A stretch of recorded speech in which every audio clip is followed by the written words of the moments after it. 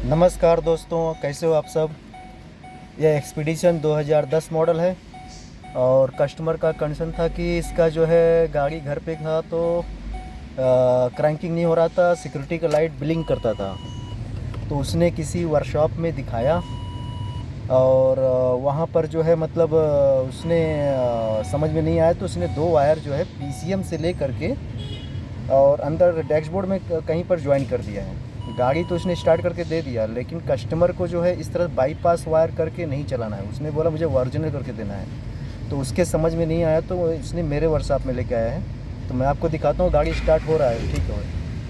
लेकिन उसने जो है दो वायर जो है उसने यहाँ नीचे से जो है ये दो वायर, आप देखें दो वायर, ये दो वायर जो है यहाँ से निकाला है उसने और पीसीएम में लगा कर रखा है।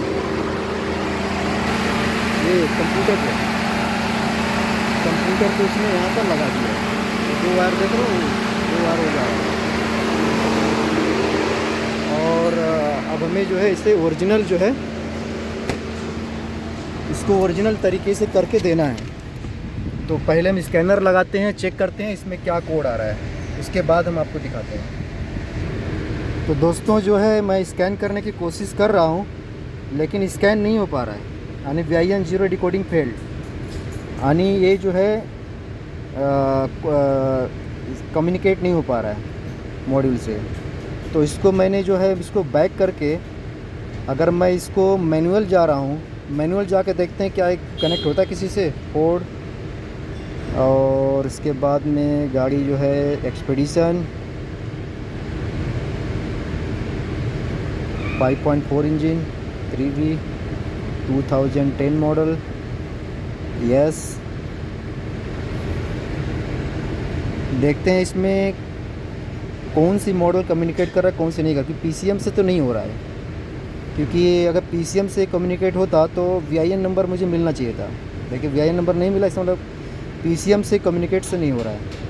और कौन कौन से मॉडल से हो पा रहा है देखते हैं। डायग्नोस, एक मिनट, ऑटो स्कैन करके देखते हैं। ओ, ये तो जितने मेन मॉड्यूल है इस किसी से कम्युनिकेट नहीं कर पा रहा है। अच्छा, ऑडियो से हो गया, और किससे हो रहा है, ड्राइवर सीट से हो गया, और स्मार्ट जंक्शन। अच्छा, इसमें दो कोड है। अभी देखते हैं इसमें और कौन कौन सा मॉड्यूल इसमें, यानी जो ज़रूरी मॉड्यूल होते हैं, जो मेन मॉड्यूल होते हैं, इंपॉर्टेंट होते हैं, उससे तो किसी से कनेक्ट नहीं हुआ। ना ही पीसीएम से हुआ, ना ही ABS से हो रहा है, ना ही एयर बैग से हो रहा है। इसने सिर्फ 6 मॉड्यूल को कनेक्ट अपना कम्युनिकेट कर पाया है। तो मतलब साफ है कि इसका कोई कम्युनिकेशन सिस्टम का कुछ मुश्किल हो सकता है, जहाँ तक अभी मेरे समझ में आ रहा है। तभी देखते हैं। तो दोस्तों ये किसी से कम्युनिकेट नहीं कर पा रहा है, जो मेन मॉडल किसी से कम्युनिकेट नहीं कर पा रहा है। तो अभी हमें करना ये है कि हमें जो है इसका ये जो बाईपास वायर जो उसने किया है, इसको हम निकाल करके इसको ओरिजिनल पीसीएम के पास से और अंदर जहाँ भी उसने कट किया है उसको वहाँ से हम ओरिजिनल वायर को लगा करके उसे उसी पोजीशन में लाएंगे जिस पोजीशन में पहले गाड़ी स्टार्ट नहीं होता था। फिर उसके बाद हम देखेंगे कि मतलब कम्युनिकेशन होता है कि नहीं होता, और होता है तो क्या कोड आता है, तो फिर उसको ओरिजिनल तरीके से हम करके देंगे। तो आगे वीडियो में बने रहें। जब मैं इसको बाईपास कर लो, इसको डायरेक्ट कर लूँगा, वायर सब सही है, ओरिजिनल लगा दूँगा, फिर देखेंगे कि क्या इसमें होता है, ठीक है। और इसमें एक बात और बता रहा हूँ कि इसमें जो सभी लाइट ऑन है, ब्लिंक कर रहे हैं। एक इसमें चेक इंजन है, ABS का और एयर बैग का, ट्रैक्शन का, और इसमें डबल का भी आ रहा है, डबल का भी एक आ रहा लाइट, यानी सारे लाइट ब्लिंक कर रहे हैं। लेकिन कस्टमर ने इसके बारे में मुझे बताया नहीं है कुछ। उसने सिर्फ मुझे बाईपास वायर जो है इसको निकाल करके ओरिजिनली जो है इसको सही करने को बोला है। तो अब इसको ओरिजिनल मैं इसको पहले वायर लगा लूँ सब, तो फिर बाद में हम देखते हैं कि इसमें आखिर मुश्किल कहाँ से हो रहा है। फिर दोबारा हम स्कैन करके देखेंगे कि क्या सभी मॉडल इसमें कम्युनिकेट कर पा रहे हैं या नहीं, इसमें दिक्कत कहाँ से है वो हम बाद में फिर देखते हैं फिर। तो अभी मैंने वायर जो है लगा दिया हूँ। अब देख सकते हो मैंने पीसीएम से भी वायर लगा दिया हूँ जा करके ओरिजिनल, और इधर से भी मैं लगा दिया हूँ। ये देख रहे हो, ये बाईपास का वायर जो था इसको निकाल दिया हूँ। इसका 2 वायर जो है इसको मैंने क्लस्टर मीटर से उसने काट के निकाला था क्लस्टर से, और इसको भी मैंने लगा दिया हूँ और पीसीएम के पास से भी निकाल के लगा दिया। और देख रहे हो अब ये जो है सिक्योरिटी लाइट ब्लिंक कर रहा है, और अभी सेल्फ मारूंगा तो गाड़ी स्टार्ट नहीं होगा, यानी अभी स्टार्ट नहीं होगा, अभी स्टार्ट नहीं हो रहा है। और मैं दिखा देता हूँ कहाँ से उसको ज्वाइन किया।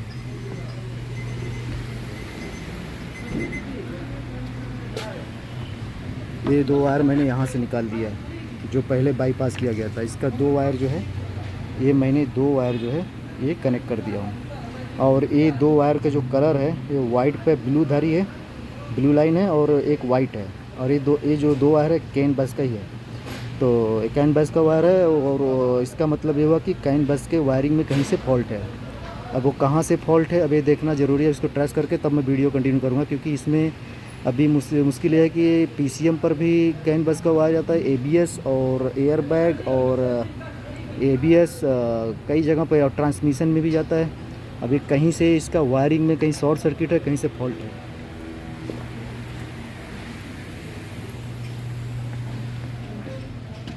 तो अभी मैं जो है ये देखो सिक्योरिटी लाइट अभी भी ब्लिंक कर रहा है, यानी कि अभी मैं इसको जो मुश्किल क्या है अभी इसको ट्रेस करके फिर मैं आगे वीडियो कंटिन्यू करता हूँ।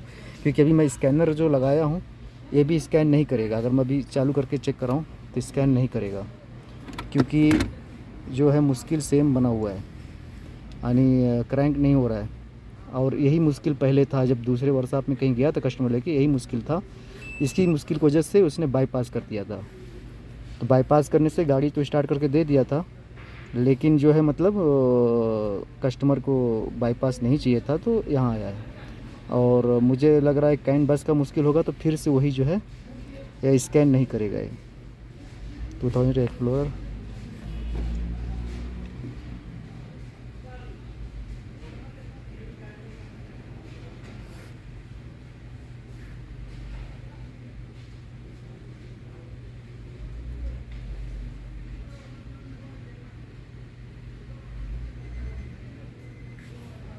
डायग्नोस्टिक ऑटो स्कैन वो नहीं ले रहा है, कोई भी स्कैन नहीं कर पा रहा। बस वही ऑडियो कंट्रोल मॉड्यूल जो पहले था, ड्राइवर सीट है और इसका junction box smart junction box है।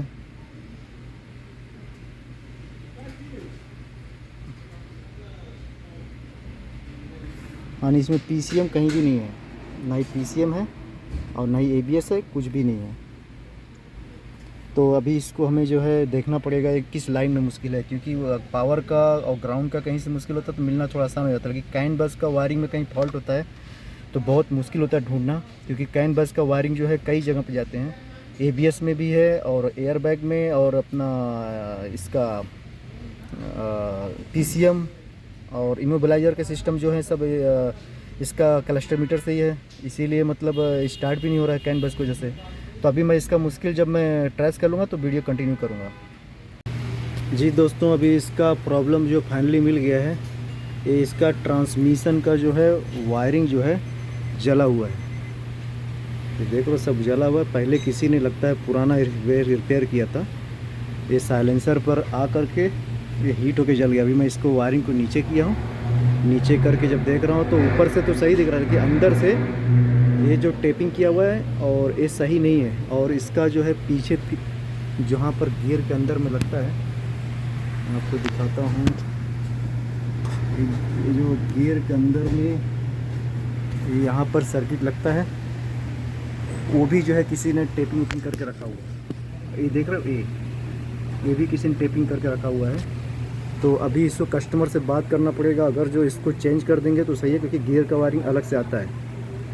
और अगर मिल जाएगा तो कस्टमर कहेगा तो चेंज कर देंगे गियर का वायरिंग पूरा, अगर नहीं तो इसी को रिपेयरिंग कर देंगे। तो अब देखते हैं कस्टमर से बात करके क्या करता है। ये वायरिंग मैंने अभी एक्सपीडिशन से निकाला हूँ। ये एक्सपीडिशन जो है ये वायरिंग अभी बाहर निकाल लिया हूँ। ये वायरिंग में प्रॉब्लम जो था यहाँ से है, ये देख रहे हैं, ये जो है ये वायरिंग जो है ये साइलेंसर पे पहले कभी आया रहा होगा, ये जल गया था और किसी ने रिपेयरिंग किया है, रिपेयरिंग किया था किसी ने और इसमें सोल्डरिंग वगैरह कुछ किया नहीं था। तो कभी भी ट्रांसमिशन हो या इंजन का वायरिंग में कहीं भी कोई फॉल्ट आता है, कहीं कटा पटा हो या जला हो, तो उसको कहीं कट उट कर रहे तो वहाँ पर ज़रूर सोल्डरिंग करना चाहिए। तो एक तो यहाँ कंप्लेंट इसका है, और दूसरा जो है इसका गियर के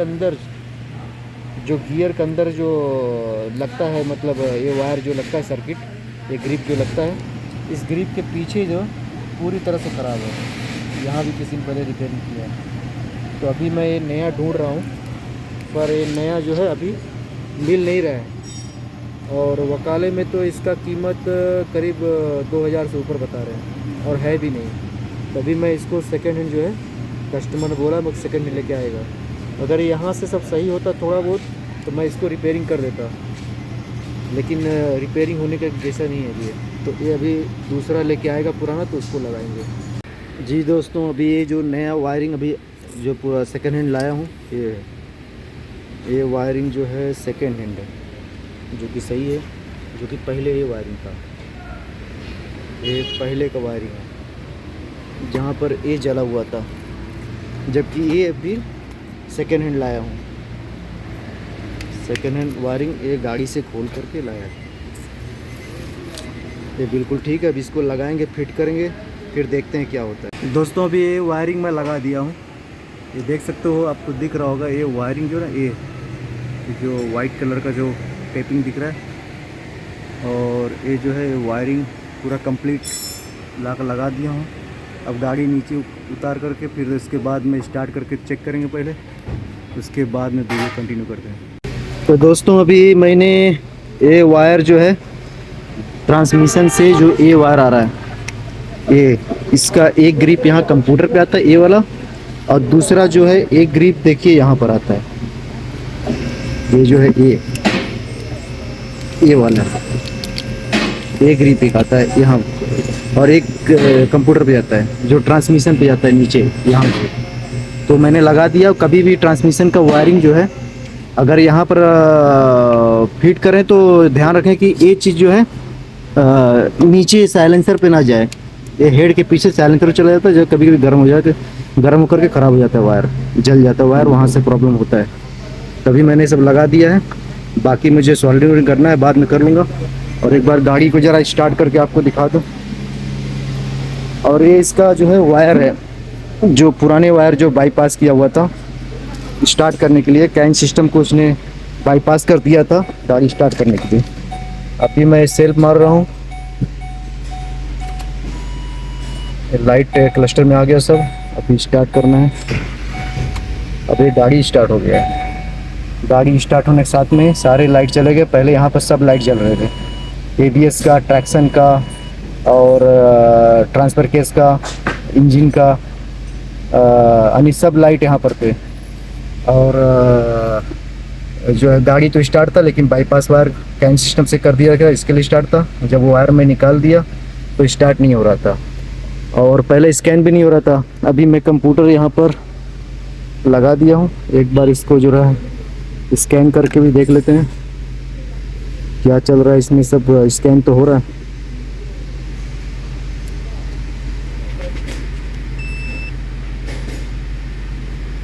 इसमें से डायग्नोस्टिक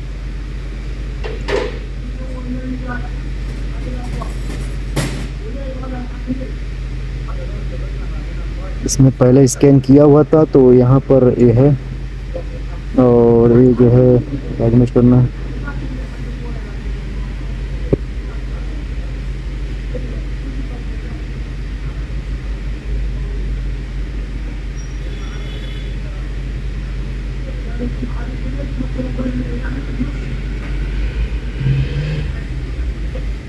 डायग्नोस्टिक तो इसका PCM स्कैन हो गया, और ट्रांसमिशन कंट्रोल मॉडल भी स्कैन हो गया, एंटी लॉक ब्रेक सिस्टम भी स्कैन हो गया, और रजिस्ट्रेंट कंट्रोल मॉडल, यानी ये 4 जो मॉडल थे पहले स्कैन नहीं हो रहा था ऊपर से, अब ये सब स्कैन हो गया। इसको पॉज कर दें। और रिपोर्ट में कोई भी कोड अभी नहीं है, फिलहाल अभी कोई भी कोड नहीं है।